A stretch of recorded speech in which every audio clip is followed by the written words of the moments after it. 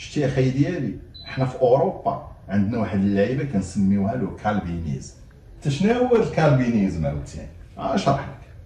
الناس اللي كيشوازيو هذا الكالفينيزم اخي ديالي كيكونوا عايشين عيشه واعره، فهمتيني؟ كتلقى عايش في فيلا، عايش في قصار، عايش في شي شالي واعر كبير، كياكل لك على الماكله الواعره، كيركب لك على الحديد الواعر.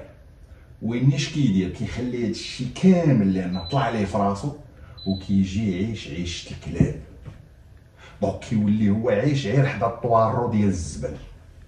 هادشي علاش كنسميوهم لو كالفينيزم، جات من الكلب، فهمتيني؟ كيجي يعيش حدا الطارو ديال الزبل.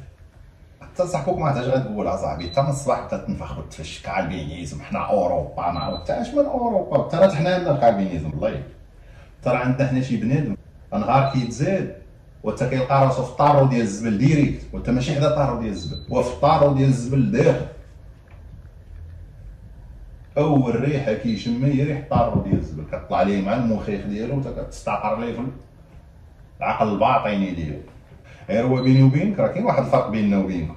شتي نتوما في اوروبا لو كالفينيزم عندكم ستان شوا، نتوما اللي كتشوازيو، نتوما كتكونوا عايشين عيشه البطخ وكتشوازيو باش تجيو تعيشوا عيشه الكلاب. حنا الكالفينيزم هو اللي شوازانا. كتفيق الصباح كتلقى راسك كالفينيست بلا ليت بتوك.